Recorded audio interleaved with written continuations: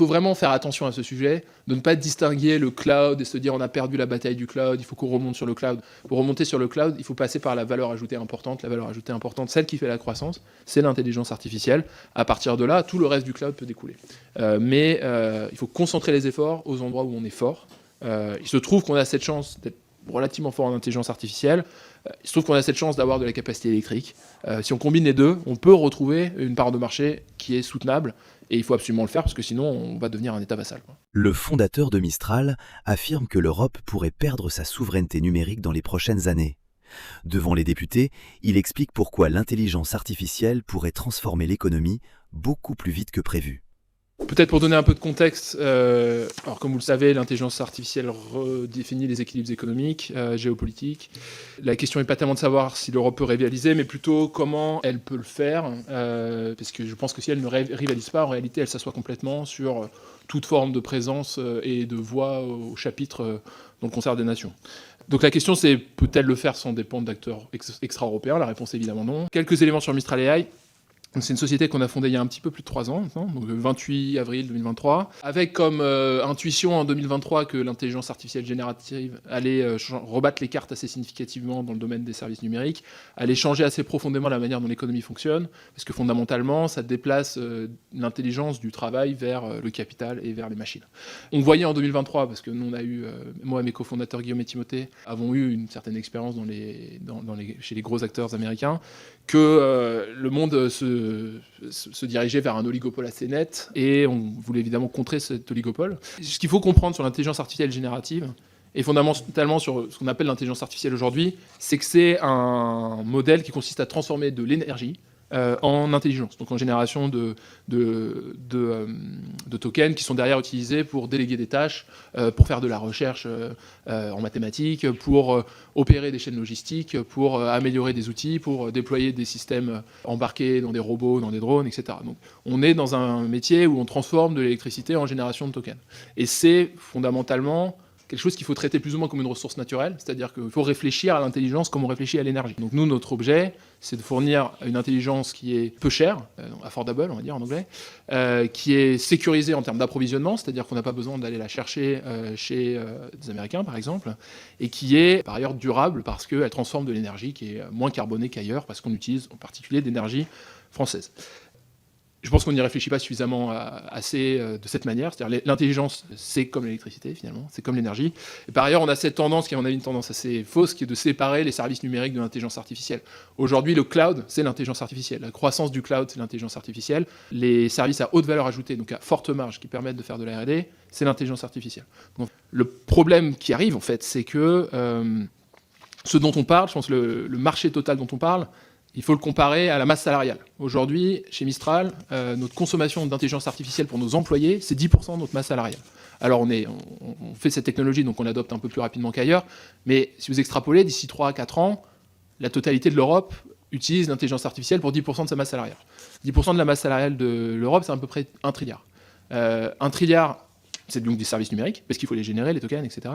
C'est 1 trilliard si on les utilise, si on importe de la technologie non européenne, c'est 1 trilliard de déficit commercial à rajouter à notre déficit commercial existant sur les services numériques. C'est 1 trilliard qui repart ailleurs pour être investi en R&D et qui n'est pas réinvesti en R&D en France, donc en France ou en Europe. Donc ça, je pense que c'est un point très important, c'est qu'il faut réfléchir à ce sujet de souveraineté d'un point de vue macroéconomique. C'est un sujet macroéconomique essentiel et je pense dont on ne réalise pas la teneur.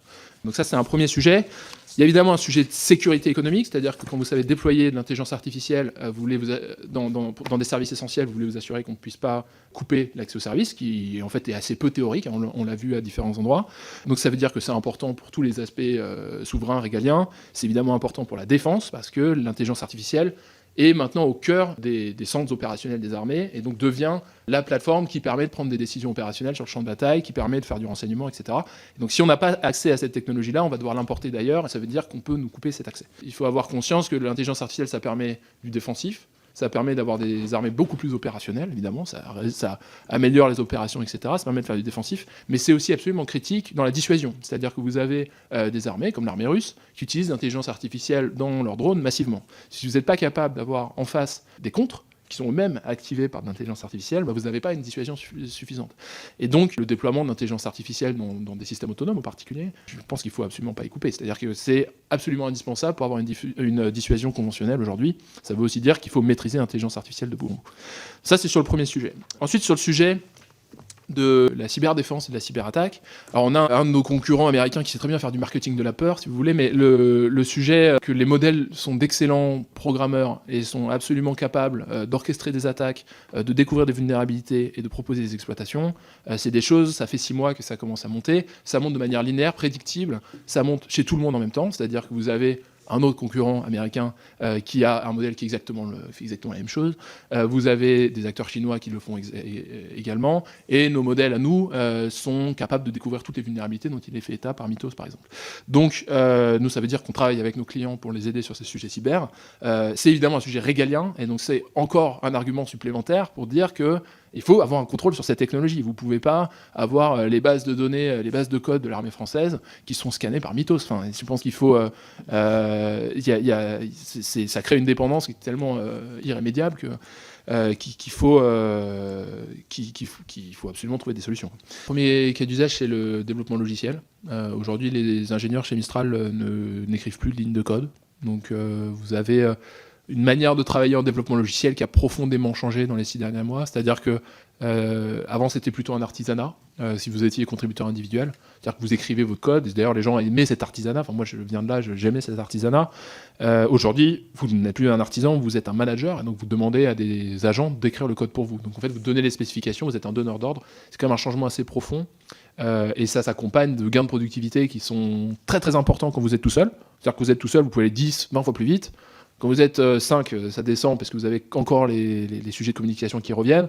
Quand vous êtes une très grosse entreprise, soudain vous êtes dans plein de goulots d'étranglement organisationnel en fait. Donc c'est cela qu'il faut lever pour avoir les gains de productivité dont on rêve.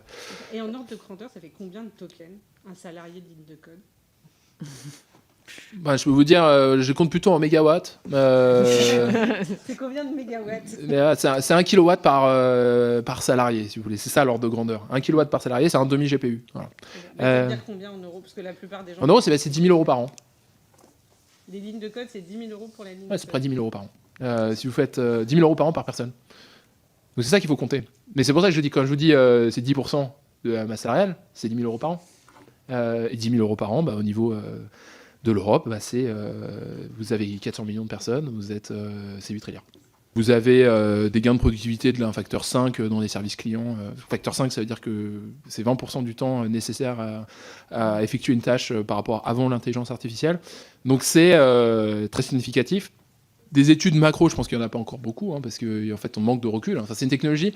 L'aspect délégation de tâches, je laisse mon agent travailler pour moi pendant toute la journée, ça ne marche que depuis 6 mois. Donc vous n'avez pas assez de recul en fait pour voir ça. Par contre, ce qu'on peut voir, c'est que nous, ce que je vous disais, c'est à peu près 10% de notre masse salariale pour équiper nos personnes. Le gain de productivité qu'on fait, je dirais qu'il est de l'ordre d'un facteur 2 par rapport à 6 mois, il y a 6 mois. Donc c'est pas une étude macroéconomique, mais c'est de ça dont on parle.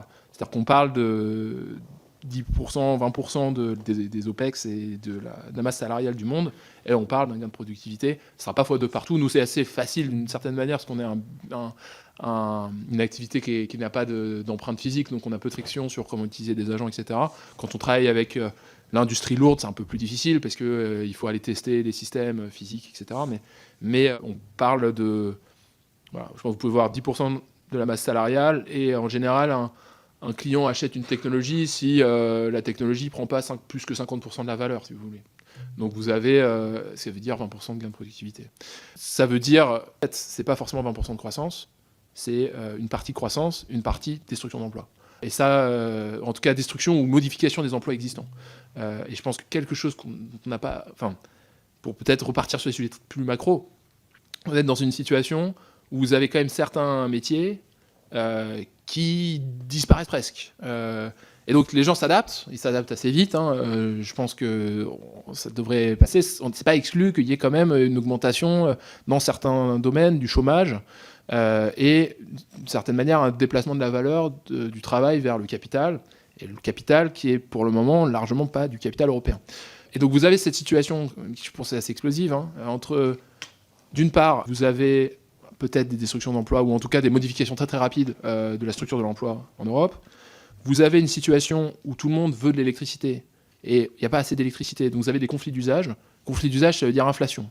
Donc vous avez de l'inflation, potentiellement due à l'intelligence artificielle. Et puis troisième élément, j'en ai parlé tout à l'heure, vous avez un déficit commercial qui explose, c'est-à-dire que sur le plan des services, il est multiplié par 5 dans les 5 prochaines années. Situation comme ça, c'est quand même relativement... c'est révolutionnaire, quoi. Il faut le prendre en compte, je pense, il faut en parler plus, il faut avoir un point de vue plus long terme sur ce que ça veut dire pour l'économie, ce que ça veut dire pour la société, ce que ça veut dire pour les équilibres géopolitiques. Et si on ne le fait pas suffisamment rapidement pour revenir à votre question, on va se retrouver dans une situation où on n'aura aucun choix. Et ça, c'est une situation qu'on ne voudrait pas voir advenir. Le sujet du temps. Alors, sur le sujet du temps, je dirais qu'on n'a pas le temps. Je pense que notamment parce que c'est lié à des contraintes physiques. On parle de ressources naturelles. Là, on parle d'utilisation de ressources naturelles pour transformer de l'électricité en token. Il n'y a pas une électricité infinie dans le monde. Les États-Unis saturent leur électricité pour la transformer en intelligence artificielle. Ils déploient $1 trilliard l'année prochaine. Quand ils déploient $1 trilliard, ça veut dire qu'ils veulent $2 trilliards en retour. Donc ils voient bien qu'il y a un marché immense qui se crée, et ils voient bien que en fait, celui qui possède la ressource, celui qui se fournit les chips, celui qui possède les électrons, qui possède les centrales éventuellement, ou qui a accès à l'énergie de manière massive, c'est celui qui gagne. Donc ça veut dire qu'aujourd'hui, vous avez c'est 9 gigawatts, c'est 90 TWh par an, qui sont disponibles en France. Bon, il y a plein de choses qu'on peut faire avec. En partie, on va faire de l'intelligence artificielle. Vous avez des acteurs qui ont des bilans énormes et qui ont largement de quoi mettre l'argent sur la table avant de voir la demande pour transformer les électrons en intelligence. Mais sauf qu'ils vont le faire dans les 2 années qui viennent. Une fois qu'ils l'ont fait, vous n'avez plus d'électricité. C'est-à-dire qu'il faut attendre des centrales, il faut en créer des nouvelles, etc.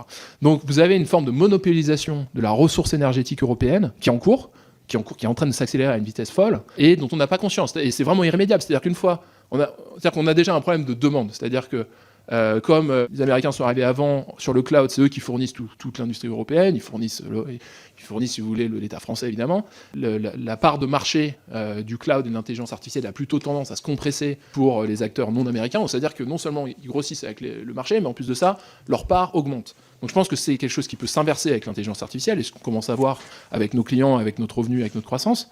Mais le problème, c'est que même si vous résolvez le problème de la demande, vous avez un problème d'offre. Parce qu'une fois que l'offre elle est monopolisée par les acteurs américains, soudain, nous, on n'a plus d'offre, en fait. Et on ne peut plus transformer des électrons en tokens. Et ça se joue dans les 2 années qui viennent. C'est-à-dire que ce qu'il faut mettre sur la table aujourd'hui en termes d'investissement, c'est des dizaines, des centaines de milliards de dollars. Et pour le faire, il faut avoir une visibilité sur le marché. Et la visibilité sur le marché, elle doit être indiquée par les acteurs européens, par les États européens. Aujourd'hui, elle n'est pas indiquée de manière suffisamment massive pour que nous, on puisse prendre le risque de déployer 100 milliards de dollars. Donc je pense qu'il faut prendre conscience de cette urgence.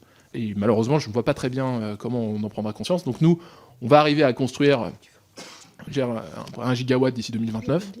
C'est ça nos objectifs. C'est pas suffisant, il faudrait qu'on construise plus. Mais pour ça, il faut qu'on ait une forme de visibilité sur le marché et sur la demande qui n'est pas la visibilité qu'on a aujourd'hui. De ne pas distinguer le cloud et se dire on a perdu la bataille du cloud, il faut qu'on remonte sur le cloud. Pour remonter sur le cloud, il faut passer par la valeur ajoutée importante. La valeur ajoutée importante, celle qui fait la croissance, c'est l'intelligence artificielle. À partir de là, tout le reste du cloud peut découler. Mais il faut concentrer les efforts aux endroits où on est fort.